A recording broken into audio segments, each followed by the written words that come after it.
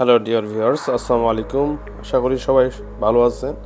আজকে আপনাদের একটি ট্যুরিজম স্পট জিন্দা পার্ক নিয়ে আপনার সাথে হাজির হয়েছে। মূলত যারা আপনার নেচার নিয়ে পছন্দ করি তাদের জন্য এই ভিডিওটি। আসলে সঙ্গে থাকবেন এবং কী কী আছে এই ভিডিওতে দেখে দেবেন। তো যারা গাড়ি নিয়ে আসবেন তারা এই সুন্দর পার্কে থাকতে পারবে এবং এটির নাম হচ্ছে অগ্রপথিক পল্লী সমিতি দিয়ে করা। তো এই জিন্দা পার্ক নামে অনেকে চিনে। আপনারা কীভাবে আসবেন সম্পূর্ণ ভিডিওটি দেখলে আপনারা পেয়ে যাবেন। যেমন আমরা হচ্ছি কাজীপাড়া মেট্রো রেল স্টেশন থেকে আমরা রওনা দিছি এবং আমাদের গন্তব্য হচ্ছে জিন্দা পার্ক। তো আমরা ওখানে যাব। অনেক ভিডিও আছে ইউটিউবে, সেগুলো থেকে আইডিয়া নিতে পারে। তো আমারও একটি ছোট্ট প্রয়াস আপনাদেরকে কিছু ইনফরমেশন দিয়ে উপকৃত করতে। আর যদি ভিডিওটি ভালো লাগে থাকে অবশ্যই শেয়ার এবং সাবস্ক্রাইব করবেন। তো আমরা মূলত 10 হয়ে গড়চত্বর হয়ে এখন প্রগতি সরণি দিয়ে আমরা এবং হচ্ছে 300 ফিট দিয়ে আমরা হচ্ছে চলে যাব। তো আপনারা দেখতেছেন ভিডিও, আমরা যে 300 ফিট যাওয়ার এখানে যে গোল চত্বরটা এয়ারপোর্ট রোড দিয়ে আসার সময় বা আপনার বাড্ডা দিয়েও আসতে পারেন, যে কোনো দিক দিয়ে আসলেই সহজ হবে। তো এই হচ্ছে আমরা 300 ফিটে উঠে গেলাম। আমরা এখন যাচ্ছি। তো 300 ফিট থেকে একদম কাঞ্চন সেতু পর্যন্ত যাওয়া অবধি যে রাস্তাটা, সেই রাস্তাটা একদম নিরিবিলি ফাঁকা একটা সুন্দর রাস্তা। দুই সাইডের প্রকৃতি অনেক মনোরম। আমরা যখন রওনা দিই তখন হালকা গুড়ি গুড়ি বৃষ্টি হচ্ছিল এবং মেঘলা আকাশ ছিল। যদিও কালার কমিশনের জন্য আমার ভিডিওটি তেমন আসে নাই। তো হচ্ছে মূলত অনেক আবহাওয়াটা চমৎকার একটা আবহাওয়া ছিল। তো আমি বরাবরের মতো একটু ফুরসত পেলে এই রোডে আমি চলে আসি, আমার ভালো লাগে চলে আসি। তো একদম ফাঁকা, আপনি সুন্দর করে এটি উপভোগ করতে পারবেন। তো যাই হোক, আমরা কাঞ্চন সেতুর শেষ মাথা দিয়ে বামে মোড় নিলেই হাতের ডান সাইডে হচ্ছে জিঞ্জা পার্ক। তো আমরা চলে আসি মেন রাস্তা থেকে অল্প ভিতরে। তো গাড়ি পার্কিংয়ের সুন্দর ব্যবস্থা আছে। 50 টাকা হচ্ছে গাড়ি পার্কিংয়ের জন্য রাখে। তো এই হচ্ছে আমরা এখন টিকিট করব। তো টিকিটের মূল্য আমরা যেটা শুনছিলাম যে 100 টাকা, সেটা 100 টাকা না, সেটা ছুটির দিনে 150 টাকা করে, আর ছুটির দিন অন্য। আর কম বয়সী 5 বছরের কম যারা তারা ফ্রি, আর 50 টাকা তাদের জন্য। তো এই হচ্ছে মূলত ভিতরে অবস্থান। শুরুতে মিলবে একটা স্কুল এবং একটা বড় মাঠ আর নেচারের সমারোহ।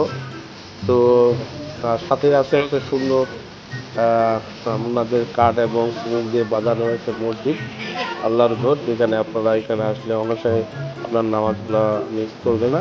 এবং কিছু দূর ঢুকতেই মেন গেট দিয়ে হাতের ডান সাইডে যেটা করবে যে রিসোর্ট টাইপের, মানে আপনারা যদি এখানে আসে একদিন থাকতে চান, 1-2 দিন, তাহলে ওখানে রুম ভাড়া এখান থেকে থাকতে পারবেন এবং আপনারা দেখাবো যে উপরেরটা কেমন। হ্যাঁ, তো ভিডিওর সঙ্গে থাকবেন। আবারও বলি, ভিডিওটি শেয়ার এবং সাবস্ক্রাইব করে সঙ্গে থাকবেন, লাইক দিবেন আর আপনার মতামত জানাবেন। তো আমি যেটা আজকে দেখলাম একটু ঘোরাঘুরি করে, যে যারা আমরা গ্রাম থেকে শহরে আসছি বা নেচারে থাকে, নেচারি থেকে সব বড় হয়ে গেছি, তাদের জন্য আসলে এটা তেমন একটা ফলপ্রসূ আপনার ভিজিট হবে না বা হচ্ছে ভ্রমণ হবে না। আজকে বিরক্ত লাগবে। বা আপনি যদি নিজেকে মানিয়ে নেন এবং কিছুটা সময় কাটাতে চান, চাকরি এই অস্থিরতা আপনার জীবনে মুক্ত জায়গা থেকে দূরে গিয়ে, তো এখানে যেতে পারেন। এখানে সকাল সন্ধ্যা ফুচকা আছে, এই মামাটা অনেক ভালো। আর সেটা টেস্টও আছে, প্রাইসগুলোও একদম হাতের নাগালে।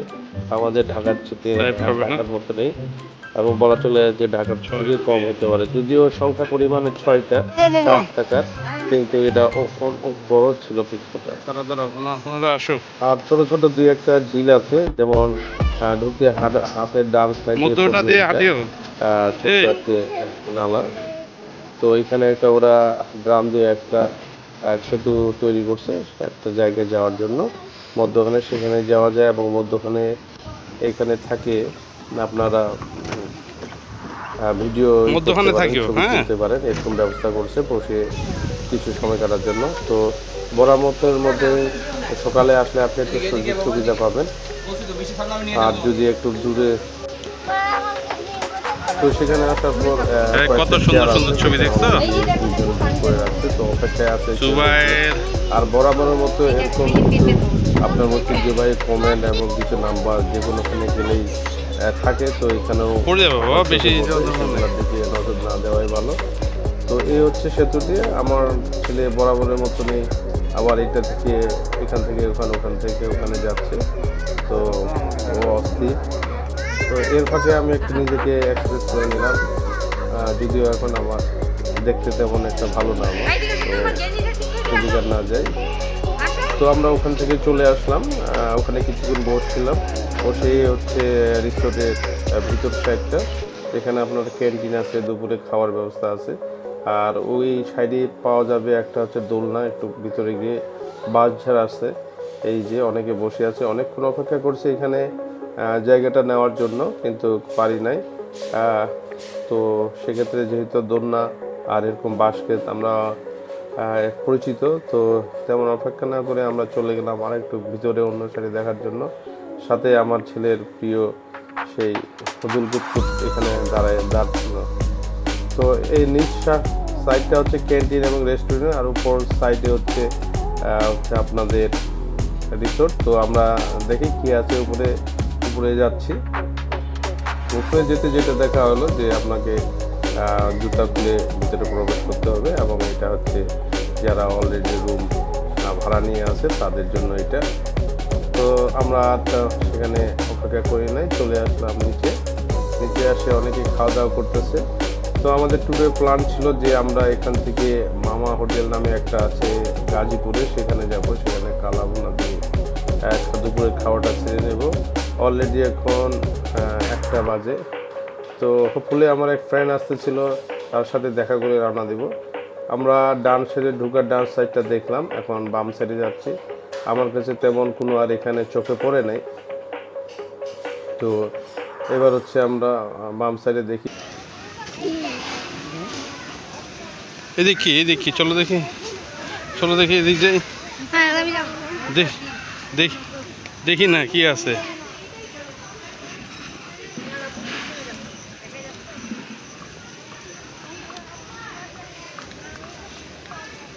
ওই ছেলেটা তো এইদিকে আসতে পারতো। ভালো সবুজ প্রকৃতি, অলরেডি তো একটু সময় দিলে 3 মিনিটের ভালো লাগবে। মূলত সারাদিনের জন্য ফ্যামিলি নিয়ে ঘুরতে আসলে আবারও বলি, শহরের কোলাহল ছেড়ে মুক্ত একটা জায়গায় নিজেকে একটু প্রাণবন্ত চিত্তে নিজেকে বিলিয়ে দিতে পারবেন প্রকৃতির মাঝে।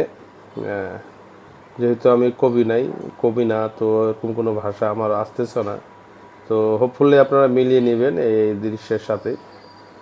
তো আমরা গেলাম, সেখানে ছোট ছোট কয়েকটা দোকান আছে সাত মিছলি বা ঝালমুড়ির। আর যারা উপরে যাবে তারা নিচে জুতা খুলে রাখে, উপরে মুভমেন্ট করবে, এবং সেখানে টিকিট করেই আপনাকে লাইব্রেরিটি উপভোগ করতে হবে, তো এটি মাথায় রাখবেন। তো এখানে সর্বোপরি ঘুরে আমরা একটা জিনিস মিস করছি, এখান থেকে 1-1.5 কিলো দূরে একটা জায়গা আছে যেখানে শাপলার অভয়ারণ্য আছে, এখানে সুন্দর প্রকৃতি। তো আমরা ওইটা পরে জানতে পারছি, এবং যতটুকু জানি এর ভিতরে না, হয়তো বা ওইটা বাইরে। তো এটা আপনারা খোঁজ করে জেনে নেবেন যে আসলে এর ভিতরে না এর বাইরে। তো আমরা কিছুক্ষণ ঘোরাঘুরি করে, তো এই হচ্ছে সুন্দর একটা জায়গা যেখানে প্রকৃতি একদম, আপনার একটা সুন্দর পরিষ্কার পরিচ্ছন্ন একটা মাঠ আছে, যেখানে আপনারা হয়তোবা এই জায়গাটা ঘুরে যেটা মনে হলো যে যারা কর্পোরেট কোনো প্রোগ্রাম করার জন্য আসে তারা এখানে খেলাধুলার পাশাপাশি ঘর আছে, পার্ক করার জায়গা আছে, অনেক কিছু আছে। আসলে এই এত বড় জায়গা অল্প সময়ের মধ্যে ভিডিও করে দেখানো সম্ভব না, তারপরে যতটুকু পারছি করছি। তো এই হচ্ছে আমরা এখন শেষের দিক বের হয়ে গেছি, এখানে শাপলা ফুল বিক্রি করে, আপনাদের চাটনি বিক্রি করে, মোটামুটি সবগুলাই আপনি রিজনেবল দেখে নিতে পারেন। তো আজকে এই পর্যন্ত, আশা করি ভিডিওটি ভালো লাগবে, আর ভালো লাগলে অবশ্যই শেয়ার এবং সাবস্ক্রাইব করবেন। আল্লাহ হাফেজ, আসসালামু আলাইকুম।